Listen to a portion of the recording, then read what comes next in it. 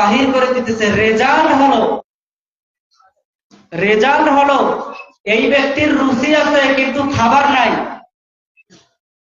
এই ব্যক্তির রুচি আছে খাবার নাই, আর ওই ব্যক্তির রুচি নাই অর্থাৎ খাবার আছে।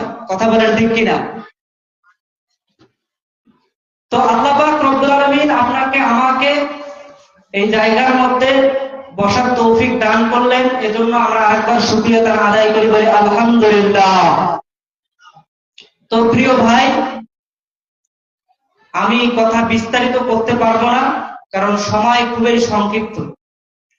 অল্প কিছু সময় আপনাদের মাঝে কথা বলবো। আমি যা বলবো তা কিন্তু আপনাদেরকে মনোযোগ সহকারে শ্রবণ করতে হবে, মনটা লাগাই দিয়ে শুনতে হবে। আপনারা যদি মনোযোগ সহকারে আমার কথা না শুনেন তাহলে কিন্তু আপনারা আমার কথা বুঝতে পারবেন না। আর